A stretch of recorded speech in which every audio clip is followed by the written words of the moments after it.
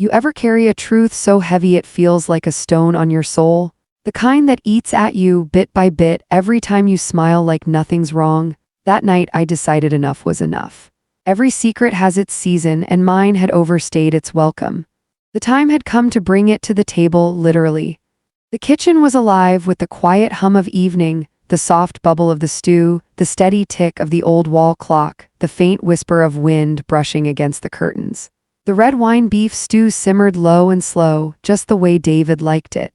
The smell of rosemary, thyme, and a dash of garlic filled the air like an old memory you can't quite shake. That recipe had been in the family longer than David had been alive. Every birthday, same story, he'd tug on my sleeve and say, "Mom, make the stew." And every time I'd do it because that was love, pure and simple.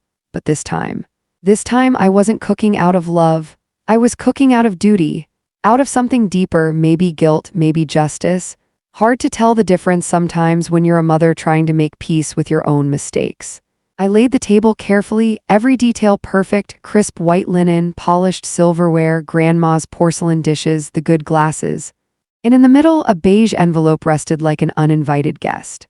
Inside it sat the truth, quiet, still, but ready to make noise. 7 o'clock came right on schedule. I heard the crunch of gravel and saw the headlights sweep across the front porch. Through the window, there he was, David, my boy, still wearing that same crooked smile that used to melt my heart. Beside him, Clara, his wife, graceful as always, but too polished for my taste. She walked like she was always performing for an invisible crowd. David knocked once, then let himself in, the way family does. "Mom," he said, wrapping me up in a hug that smelled like city air and cologne. Man, I missed this smell. Your stew could put any restaurant out of business. I smiled, resting a hand on his cheek. "Made it just for you, honey, like old times." Clara followed, her perfume filling the doorway before her words did. "Oh, how cozy. You always make everything feel so proper, mother." That fake sweetness of hers could have soured milk. Still, I smiled. "Well, tonight's a special one," I said softly. "Very special." About 15 minutes later, Reverend Cole arrived, shaking the cold from his coat. He handed me a large white envelope. "Sorry I'm late," he said. "Got the donation papers you asked for?" I nodded, setting it gently beside the other envelope on the table. Clara tilted her head, eyes glittering. "Oh, so this really is a charity dinner? I thought you were joking, mother." I poured her wine, steady hand, easy smile. "You could say that. Tonight's all about giving and trust and honesty." That last word hit the air like a spark. Clara blinked, her smile freezing for a second before she smoothed it back into place. David didn't notice, bless him. He was too busy setting out napkins, humming to himself. When everyone finally sat down, I reached for the Reverend's envelope. Inside, crisp sheets, neatly stacked. Bennett had done his work like the professional he was. Every page was a nail in the coffin of deceit. I pulled one out and slid it across the table. "David," I said gently, "these are the donation records for the last 8 months. You might want to see this." He frowned, confused. "Donations? Mom, I've been sending you money every month." "You know that?" I nodded. "I know you have, sweetheart. That's why I think you should read this." He leaned forward, scanning the paper. The color drained from his face. Recipient, Clara Hayes. Amount, $5,000. Date, 15th of each month. The silence that followed was sharp enough to cut through bone. Clara let out a shaky laugh. "Oh, that must be some mix-up, mother. Banks screw up names all the time." "I'm sure you got the money." I met her eyes, steady as stone. "Do they also screw up spa bills? Houston, $1,200 charged to your name. That your bank's mistake too." Her lips twitched. "Well, maybe someone used my card by accident." Before another lie could roll off her tongue, a voice came from the doorway, deep, calm, certain. "No one used your name by accident, Mrs. Hayes." Every head turned. Bennett stood there, neat suit, a folder in his hand. I told him to come just in case the truth needed a witness. David blinked. "Who the hell are you?" "Bennett," he said simply, "chief accountant at your firm. Your mother asked me to look into where her transfers were actually going." The air went still, like time had paused to listen. I stood slowly. "Bennett has verified every detail, every signature, every transfer. 8 months. $5,000 each, not a single payment reached me." David stared at his wife, disbelief twisting into something darker. "Clara, what is this?" She reached for his hand, tears glistening. I just borrowed it. I was gonna pay it back. I didn't want to upset your mom. I shook my head. 8 months of forgery isn't borrowing, dear. That's stealing, plain and simple. Her voice cracked. I didn't mean for it to go this far. David pushed back his chair, the legs screeching across the floor. His eyes burned. I sent that money for my mother so she could live comfortably, not so you could blow it on spas and vacations. David, please, enough. He slammed his hand on the table. The wine glasses rattled, one toppling and spilling red across the white cloth like blood. For a long moment, nobody moved. The clock ticked. The stew bubbled softly in the background as if mocking the silence. Then Clara broke. Her voice came out in shivers. I was scared, okay? I didn't know how to tell you. The bills, the pressure, I thought I could fix it before anyone noticed. David just stared at her, the kind of stare that empties a man. You didn't just lie to me, you lied to my mother. You took what wasn't yours and wrapped it in excuses. Tears spilled down her cheeks, but I saw no regret, only fear of what came next. I took a slow breath, my voice steady. Truth has a way of showing up uninvited, Clara, but tonight it had an RSVP. No one spoke after that. Not a sound, except for the soft clink of silverware and the hollow rhythm of hearts breaking quietly around the table. Some dinners end with dessert. Ours ended with revelation, bitter, raw, and unforgettable. Because once the truth is served, there's no sending it back to the kitchen.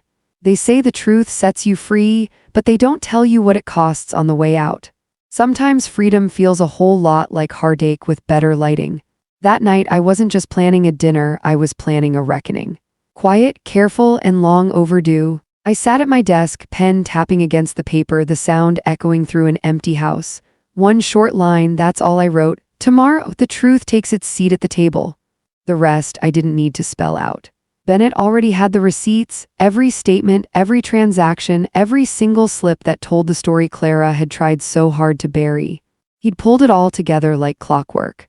Spa charges, flight bookings, a shiny new car title, 40 grand gone, every penny taken from my allowance account. Amelia, the firm's legal advisor, confirmed what I already knew deep down, enough evidence for a full-blown case of elder financial exploitation. Fancy words for something simple, betrayal dressed up in paperwork. But court wasn't my battlefield, not yet. My son needed to see the truth with his own eyes before the law ever touched it. I wanted the damage to come from revelation, not reputation.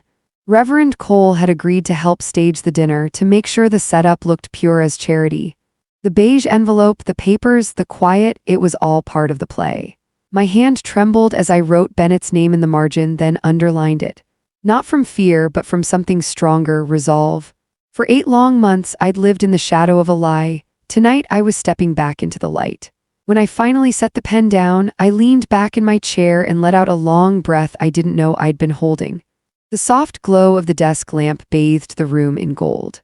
My eyes landed on an old photo, me and David, back when life still felt like it made sense.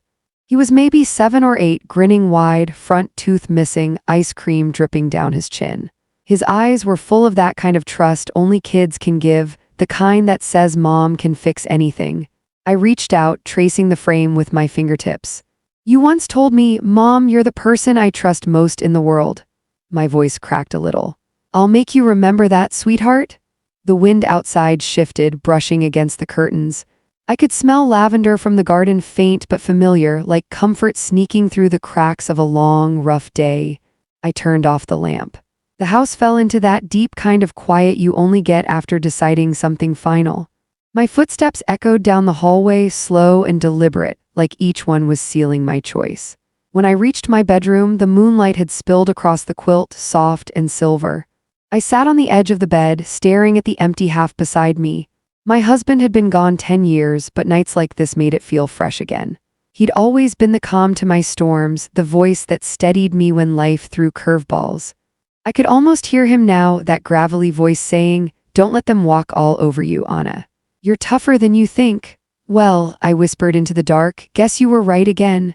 I pulled the blanket over myself, the scent of old fabric and lavender wrapping around me like an old friend. For the first time in months, my mind didn't spin in circles. The humiliation, the worry, the sleepless nights, all of it started fading like smoke in the wind. Because I finally had something stronger than fear, proof. The truth had weight. And now, so did I thought about Clara, her polished manners, her delicate laugh, the way she always overdid her gratitude like she was auditioning for sainthood. The kind of woman who made you doubt your instincts because everything she said came sugar-coated. But sugar burns, eventually. I could almost picture her face when the envelope hit the table. That split second where her mask would slip, when her eyes would dart for a way out. Oh, she'd play innocent, of course she would, but you can't sweet-talk your way out of facts. And David, poor David, my heart ached for him. He was always too kind, too eager to believe in the good in people, even when that goodness wasn't there. I'd raised him to see the best in others. Maybe I should have taught him to notice the worst too. Still, I wasn't angry at him. Not really. Love makes fools out of all of us sooner or later. The clock ticked past 11. The night air had cooled, carrying that soft hum of crickets from the yard. I rolled over, staring at the ceiling, letting the rhythm of the sounds calm my thoughts. For the first time in 8 long months, peace found me. Not the fragile kind that comes from pretending, but the solid kind that comes from knowing that tomorrow the story changes. No more lies. No more polite smiles at Sunday dinners. No more swallowing my pride while someone else wears it like perfume. Tomorrow my dignity comes home. And with that thought, sleep took me, not the restless kind filled with what-ifs, but the deep, dreamless kind that feels like forgiveness. I didn't dream of Clara or Bennett or even David. I dreamed of the kitchen window open wide, the sun streaming in, and laughter echoing through the house like it used to. Maybe it was my mind's way of saying, you're almost there. Just one more step. By the time the sun rose, my plan was set.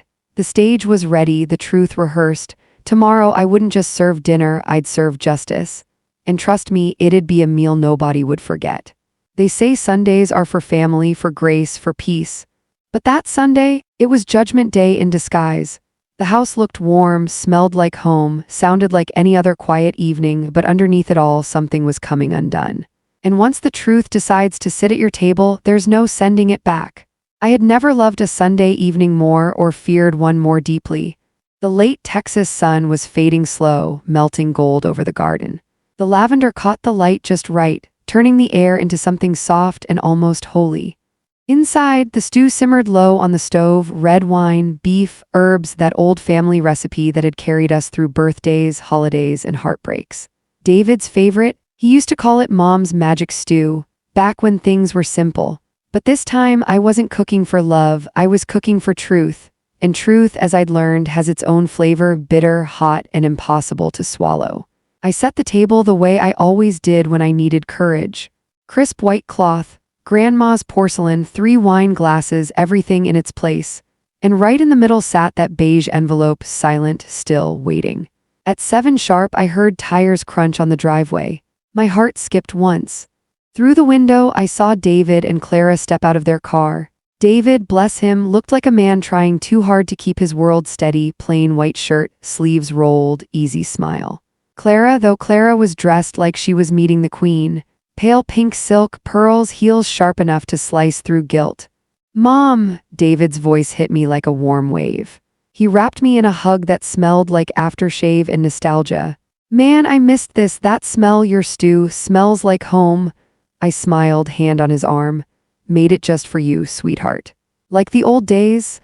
Behind him, Clara's smile was painted on, neat and practiced. Oh, how cozy, she chirped. You always make dinner feel like such an occasion, Mother, I nodded.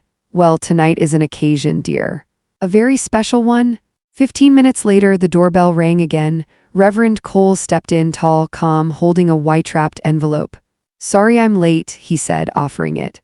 Here are the papers you asked for. I took it with a nod and placed it beside the one already waiting. Clara's eyebrows lifted. So this really is a charity dinner? I thought you were kidding. I poured wine into the glasses, slow and steady. Oh, it's a charity dinner, all right. Tonight's about giving and about honesty. The word hung there heavy, sharp. Clara's eyes flicked away just for a heartbeat before she plastered on another smile. David didn't notice. He was too busy complimenting the stew. We sat, plates clinked. Small talk floated across the table like perfume, light, fake, and hard to breathe through. Then I opened the Reverend's envelope. Inside, papers stacked crisp and clean, every line written by Bennett's careful hand. I took the top sheet and spread it on the table. David, I said quietly, This here's a list of donations made under my name over the past 8 months. I think you should take a look. He frowned, confused. Donations? Mom, I've been sending you the money every month. I know, dear, that's why you should read it. He leaned closer, scanning the page. The words hit him like a brick. Recipient: Clara Hayes, amount $5,000, date 15th of each month. His face drained of color. Oh, Clara said quickly, her voice sugar-sweet and shaking. That must be some silly mix-up, Mother. You've been getting the money right. Banks make mistakes all the time. I met her gaze, calm as Sunday. Do they also make mistakes with spa bills in Houston? $1,200 charged to your card, the same one linked to my account? Her lips twitched, and she forced a laugh that didn't reach her eyes. Well, maybe someone used my name by accident. Before I could answer, a voice spoke from the doorway, deep, steady, certain. No one used your name by accident, Mrs. Hayes. Every head turned. Bennett stood there holding more papers, his expression grave. I'd asked him to come, but hadn't told anyone else. David blinked. Who are you? Bennett, he said evenly, chief accountant at your firm. Your mother asked me to trace the transfers sent under her name. And just like that, the air went still. I rose slowly. Bennett can confirm every transaction, every forged signature. 8 payments, $5,000 each. Not a single one reached me. David turned toward Clara, voice trembling. Clara, what the hell is this? She reached for his hand, eyes wet. I just borrowed it. I swear I was going to pay it back. I didn't want to worry your mother. 8 months of forgery isn't borrowing. I cut in, my voice quiet but sharp. That's stealing. She broke down, sobbing, but there was no truth in her tears, just panic. David's hands were shaking now. I sent that money so Mom could live comfortably. You spent it on cars and spas and God knows what else, and lied straight to my face. David, please. Enough. He slammed his palm on the table. The wine glasses rattled, one tipping, spilling deep red across the white cloth like blood. The room went silent. You could hear the stew bubbling softly in the kitchen. The sound felt almost cruel. Reverend Cole, who'd been quiet all this time, folded his hands. Sometimes, he said softly, God doesn't punish the guilty, he just lets them see who they really are. I sank back into my chair, looking at Clara. You know, I never needed that money, I said. What I needed was respect. And you took that from me and from your husband. Clara hiccuped through her sobs. I just wanted to help David manage things better. I didn't mean to. Stop lying, I said simply. You didn't manage, you manipulated. Bennett stepped forward, placing a folder in front of David. These are the originals, Mr. Hayes, every forged signature, every receipt. You'll want to keep them to protect what's yours. David didn't move. He just stared at the papers, then looked up at me. His eyes, once so bright, were full of sorrow. Mom, I'm sorry, I didn't know. I was such a fool. I rested a hand on his shoulder. No, son, trust isn't the sin, betrayal is. Clara looked around like a trapped animal, eyes wild. I can't do this, she gasped. I don't need your pity. If you want to believe her, fine. She grabbed her purse and stormed toward the door, her heels striking the wood floor like gunshots. David didn't follow. He just sat there staring at the empty chair where his wife had been. The door slammed. Silence filled the room, heavy, final. The stew still simmered, the smell rich and comforting, but it felt hollow now, like something sacred had burned away. They say the truth hurts. But what they forget to mention is, it also heals. And as the door closed on Clara Hayes, I knew this family's wounds were finally ready to scar and maybe, just maybe, to start healing. They say justice moves slow, but when it finally knocks, it doesn't just knock, it kicks the damn door in. That Monday morning, it wasn't courage I carried in my chest, it was exhaustion, dressed up as resolve. 8 months of lies were about to face daylight. And daylight, my friend, never blinks. The envelope lay open on my kitchen table. Pages scattered like fallen leaves, 8 months of deceit, 8 months of pretending. I looked at them, then whispered to no one, it's done. The curtain's fallen. Bennett gave me a quiet nod, gathering the files with that accountant's precision of his. Reverend Cole rose, laying a warm hand on my shoulder. You've done something most mothers wouldn't have the guts to do, Margaret, he said softly. I smiled faintly, though it didn't reach my heart. This wasn't victory, it was relief.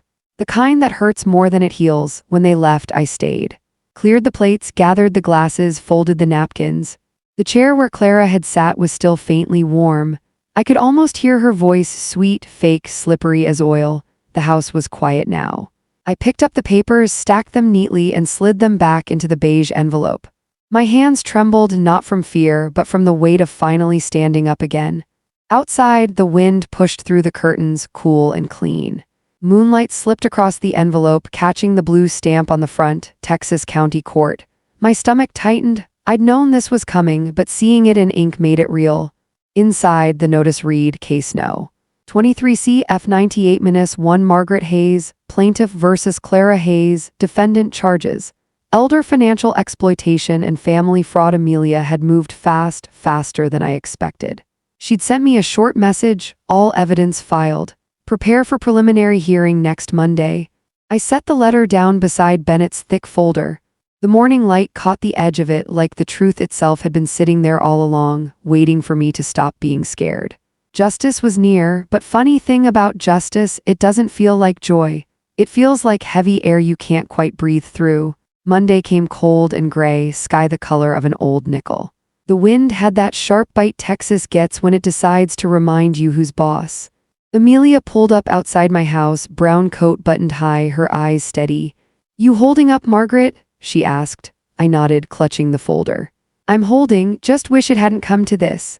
The courthouse loomed ahead, marble floors, the smell of coffee and floor polish, people talking in low, nervous tones.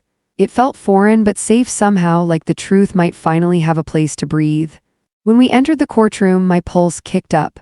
Clara was already there, sitting stiff in a black suit, hair pulled tight, eyes cold and polished.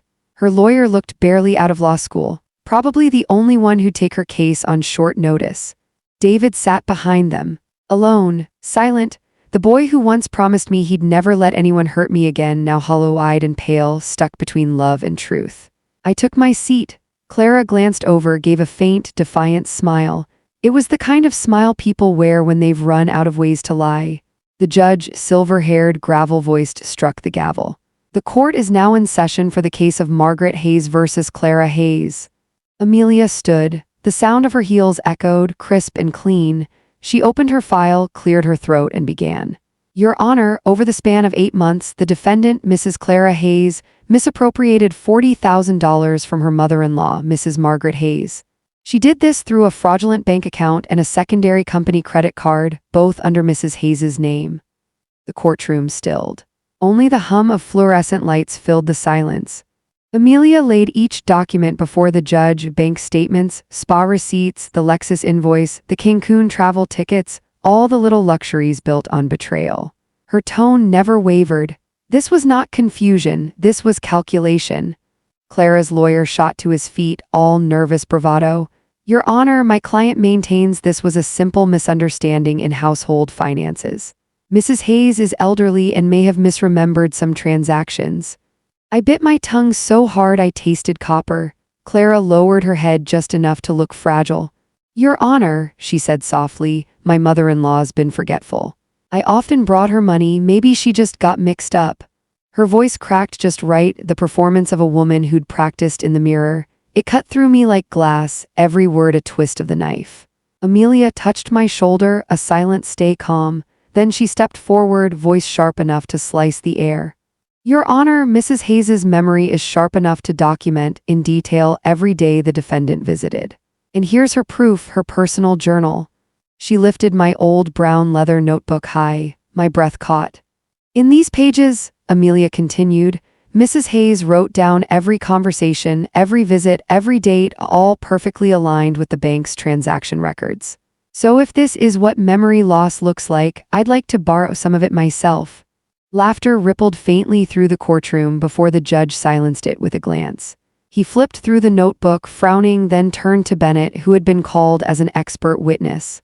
Mr. Bennett, the judge said, do you confirm these figures? Bennett rose, adjusting his tie. Yes, Your Honor. I'm chief accountant at Hayes and Partners. Every transaction listed here is legitimate, transferred from Mr. David Hayes's personal account to an account falsely opened and controlled by the defendant, Mrs. Clara Hayes. The judge gave a slow, grave nod. The kind that says this isn't looking good for you, lady? Clara's lawyer fidgeted. Clara sat frozen, her nails pressing half-moons into her palms. Amelia went in for the close. Under the Texas Elder Protection Act, Your Honor, this behavior is classified as elder financial exploitation and spousal fraud. We request that the defendant be ordered to return all funds with interest, pay court fees, and lose financial access to her husband's accounts for a minimum of 5 years. The air grew heavy. Even the court clerk stopped typing. The judge leaned back, brows low. The clock ticked once, twice. Finally, his voice came low and final. After reviewing the evidence and testimony, this court finds the defendant, Mrs. Clara Hayes, guilty. The defendant shall repay the full $40,000 to Mrs. Margaret Hayes, forfeit all financial control of her husband's accounts, and complete a 6-month financial rehabilitation program. Court is adjourned. The gavel fell 1, 2, 3. Each strike echoed like the closing of a door that should have been shut long ago. The sound lingered even after everyone stood. I sat still, staring at the empty chair across from me. The same way I had the night of the dinner. Clara didn't look back as she was led out. David did, just once. And in that look was everything: sorrow, regret, and a promise that maybe someday we'd be okay again. Justice doesn't heal the heart, it just stops the bleeding. And as that gavel's echo faded, I realized sometimes closure doesn't feel like victory. It feels like silence. And silence at last was enough. They never tell you that justice comes with a receipt. You pay for it with pieces of yourself, trust, love, family. And when the dust settles, you're left standing in the quiet, wondering if the price was worth it. The courtroom was still buzzing when Clara sank into her chair. Her face was pale, mascara bleeding down her cheeks. She tried to hold it together, but her hands were shaking so bad you could see the tremor from across the room. She turned to David, her voice quivering. "You have to believe me, please, I didn't mean to." David didn't say a word, not one. He just looked at her, not with anger, but with that hollow kind of heartbreak that comes when love finally dies. Then he turned away. That small gesture hit me harder than any gavel. My heart cracked open. I didn't feel joy, not even relief, just this deep, aching quiet inside. Because to reclaim my dignity, I had to watch my son's marriage burn down in front of me. For years, I'd dreamed of him having a home filled with laughter, kids running through the hallway, someone to grow old with him. But dreams, it seems, can vanish faster than ink on a court document. Amelia placed her hand on my shoulder. "You did the right thing, Margaret," she said softly. "You didn't just protect yourself, you saved your son." I nodded, but I couldn't bring myself to smile. Justice is a tricky thing. It doesn't just set you free, it slices through everything holding you down, good and bad alike. When I stepped out of the courthouse, the Texas sky had turned a bruised gray. Rain started to fall, heavy drops hitting the stone steps like tiny hammers, scattering into hundreds of smaller ones. I stood under the awning for a moment, watching the storm roll in. The air smelled of wet concrete and endings. The rain stung my skin, but oddly I felt lighter, like something heavy had finally washed off. There were no cameras, no applause, no "you did the right thing, ma'am," just the steady beat of rain and the sound of my own breath. I tilted my face upward, whispering to the gray sky, "David, I don't know if you can forgive me. But I had to protect the one thing I could never afford to lose, the truth." And for a second, I could have sworn the rain eased up, like even the heavens understood. When I got home, the silence hit me like a wave. No phone ringing. No voices, no footsteps. Just the soft tick-tick of the wall clock and the faint hum of the refrigerator. The house that once held secrets now felt empty, almost too clean, like it was trying to forget. I stood by the dining table, running my fingers along the polished surface where it had all started, the dinner, the envelope, the truth finally laid bare. It still smelled faintly of red wine and rosemary, though months had passed. I picked up the same white tablecloth I'd used that night. Folded it slowly, corner to corner, careful as if I were folding away a memory. Justice had been served, sure, but peace, that one's trickier. Days turned into weeks. Weeks into months, no word from David, no texts, no calls, not even a "hi, Mom." I didn't blame him. Lord knows he was trying to piece together what was left of his life. I imagined him sitting alone in that too-big house, the silence hitting him just as hard as it hit me. Still, on quiet nights, I'd find myself holding my phone, staring at his name glowing on the screen, David Hayes. My thumb would hover over the call button for a second, then I'd set it back down, because being a mother means knowing when silence says more than words ever could. Some nights I'd pour myself a small glass of red wine, not to celebrate, but to remember. I'd sit by the window, watching the moonlight slip across the floorboards and whisper to myself, "You did what you had to, Margaret, you told the truth." But the truth, I learned, doesn't always bring comfort. Sometimes it just leaves you with empty chairs and echoes. Then one afternoon, late spring, just when the air started to smell like cut grass again, I got a knock at the door. For a moment, my heart stopped. When I opened it, David stood there. He looked older, tired, like someone who'd walked through a storm barefoot. His hair was longer, his shirt wrinkled, his eyes red-rimmed but softer than I remembered. "Hey, Mom," he said quietly. It wasn't much, but those two words carried more weight than any apology could. I smiled. "Hey, sweetheart." He hesitated, then stepped inside. For a moment, neither of us said anything. The air between us was thick with things we didn't know how to say. Finally, he spoke. "I've been doing a lot of thinking about her, about you, about everything." I nodded. "And?" He looked down, fiddling with his keys. "You were right. About all of it, I just didn't want to see it." My eyes stung. "I didn't want to be right, David, I just wanted you safe." He smiled weakly. "Yeah, I know." We stood there in the living room, the same place where so much had fallen apart. Only now it didn't feel broken, just quieter, like a wound finally scabbing over. He looked around, almost shy. "You still making that stew?" I laughed, the first real laugh in months. "Only if you're staying for dinner." He grinned, that boyish grin I hadn't seen since he was 10. "You bet I am." They say the truth sets you free, but it doesn't tell you what to do with all that freedom after. For me, it meant starting over, one quiet dinner at a time. And maybe, just maybe, that's how healing begins, not with justice, but with forgiveness. They say time heals everything. But that's not true. Time doesn't heal, it teaches. It takes your pain, rolls it around in its hands, and hands it back to you, not as sorrow, but as wisdom. And one June morning, I finally understood that truth. The restitution payment hit my account just after sunrise, $40,000. 8 long months since it was taken. The email from the bank read, "Deposit completed successfully." 2 simple words, and yet my chest felt hollow. I thought I'd feel victory, relief, maybe even joy, but instead I just sat there staring at the screen, motionless.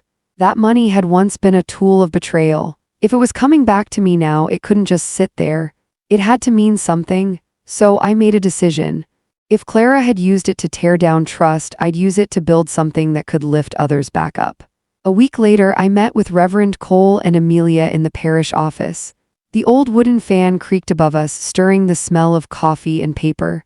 "I want to start a foundation," I said, "for older folks who have been taken advantage of by their families like I was." Amelia raised her eyebrows. "A nonprofit?" "Yeah," I nodded. "I'll call it Grace Hands Foundation." Reverend Cole's eyes softened behind his thick glasses. "Margaret," he said, smiling, "this isn't just kindness. This is how God turns pain into purpose." Amelia, ever the doer, flipped open her notebook and started jotting things down. "All right, I'll file the paperwork. Reverend Cole can represent the community group. And you," she looked up and grinned, "you'll be the founder." I laughed softly, wrapping my hands around my coffee cup. "I don't want to be a founder. I'm just a mother who finally learned how to stand up again." 3 months later, Grace Hands Foundation officially opened its doors. Well, doors might be generous. It was a church basement, 3 wobbly desks, an ancient printer that jammed every hour, and a handmade wooden sign that read, "Helping the forgotten find their voice again." But to me, it felt like a cathedral. Every week, Reverend Cole and I would sit with people brave enough to tell their stories. There was Mrs. Dunlap, tricked by her daughter into signing over her house. There was George, a retired mechanic whose grandson drained his pension. And there was Mildred, an 80-year-old widow whose signature had been forged for a bank loan. Each story cut deep. But I didn't cry anymore. I'd learned that tears don't fix anything. So instead, I listened. I held their hands. And when they were ready, I told them what I knew in my bones. The truth doesn't save you overnight, but it always shows up right on time. Amelia handled the legal maze, grant applications, volunteer training, outreach. I handled what I called the heart work, writing letters, sitting with folks in silence, helping them believe they weren't alone. One afternoon, as we were tidying up the desks, Reverend Cole paused and said, "Margaret, isn't it something? Pain turned into light?" I smiled, leaning against the wall. Maybe that's how God rewrites the ending for people who were once betrayed. He nodded, eyes shining. He sure has a way of flipping the script. A few months in, word started spreading. Reporters wanted interviews. Talk shows wanted me on their morning segments. One newspaper even dangled a book deal, The Woman Who Fought Back. I said no to all of them. The world didn't need another sad story dressed up for ratings. I wasn't chasing fame. I was chasing peace. When Amelia asked why I turned them down, I told her, because sometimes silence is the only way to keep a wound from bleeding again. She smiled softly. You're right, justice can be public, but healing's got to be private. At night, I built myself a small ritual. After washing the dishes and turning off the lights, I'd place a candle by the window right next to the old photo of David and me. I'd light the candle and whisper, "Where are you, sweetheart? I'm not mad anymore. I just hope you've learned something from all this pain." The flame would flicker gently, lighting his boyish grin, frozen in time, untouched by betrayal. I'd reach out, touch the glass frame, and feel a slow warmth spread through my chest. Forgiveness, I realized, isn't about forgetting.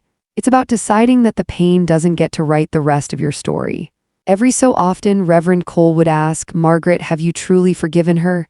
And I'd tell him, maybe I have, because I don't wish her harm anymore. But forget? No. The betrayed can forgive, but they never forget. He'd chuckle softly. "You're still the strong Margaret I know." I'd grin. Strong maybe, just not the same kind of strong I used to be.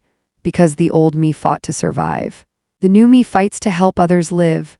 By autumn, Grace's hands had already helped 9 families reclaim their stolen savings. The walls were still bare, the paint still chipped, but the place buzzed with laughter, hope, and the smell of burnt coffee. Some nights, as the volunteers packed up, I'd linger by the window, watching the sunset melt into the horizon. That's when I'd whisper to myself, maybe this is what redemption looks like, not a courtroom victory, but a room full of people rebuilding their lives.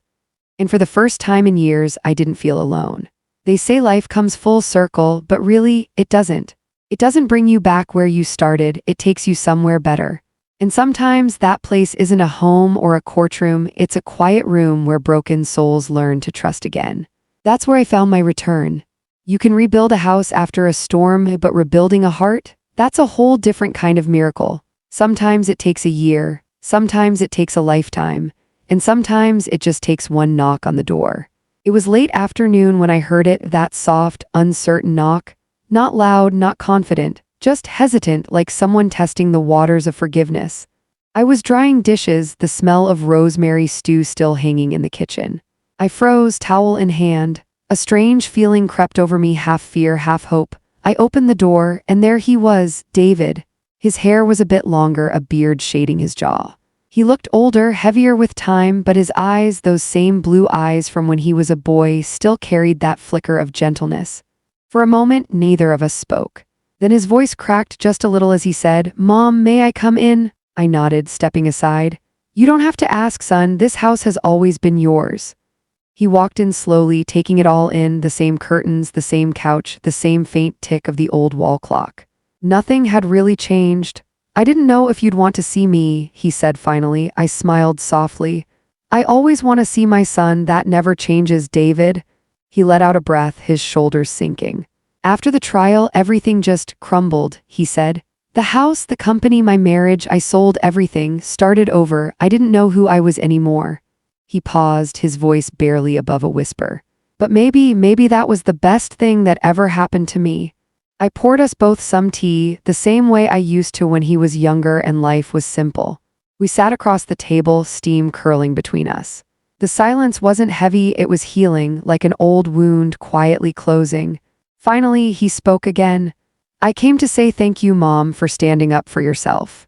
For showing me what real strength looks like." I swallowed the lump in my throat. "No, David, I should be the one thanking you for finally seeing me." He reached across the table, taking my hand in his. His palm was warm, his grip steady. There was so much in that touch: apology, love, regret, and something even deeper, understanding. He said quietly, "I've been volunteering at a local shelter, teaching folks about managing money, avoiding scams, rebuilding after loss. Guess I wanted to make things right somehow." A laugh escaped me, soft, genuine, the kind that starts in your heart. "Well, look at that," I said. The teacher finally becomes the student.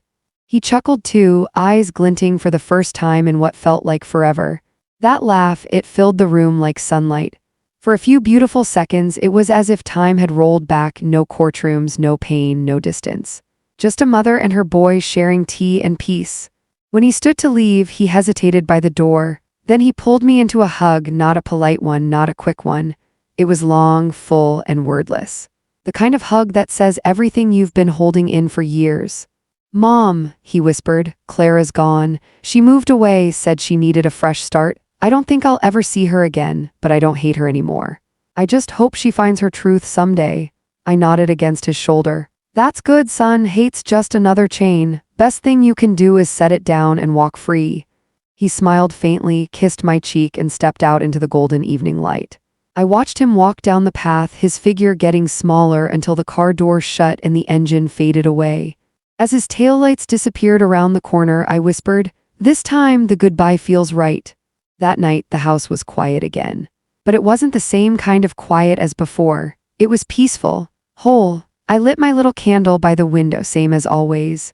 The flame flickered gently beside the photo of me and David, the one from his high school graduation. The glass caught the light, making it look like his smile was glowing. I sipped my tea and whispered, "Thank you, God, for bringing him back home, not just to me, but to himself." Outside, the wind rustled the trees, carrying the smell of rain and earth. The kind of smell that makes you feel like life is starting fresh again. I leaned back, eyes half closed, and let the stillness wrap around me like a warm blanket. Peace, I realized, isn't the absence of pain. It's the presence of truth. And tonight, the truth finally felt gentle. Weeks passed. David called every Sunday. Sometimes we'd talk for an hour, sometimes just 5 minutes. He told me about his new job, helping seniors navigate online banking. He said it felt like coming full circle. I told him about Grace Hands, how the foundation had grown, how we just helped our 15th family. Every conversation was a stitch, slowly mending the fabric of what we'd lost. You know, storms don't destroy everything. Sometimes they just wash away what doesn't belong, leaving behind the pieces worth keeping. And when the clouds finally clear, you realize the light that comes after the storm isn't just sunlight. It's forgiveness,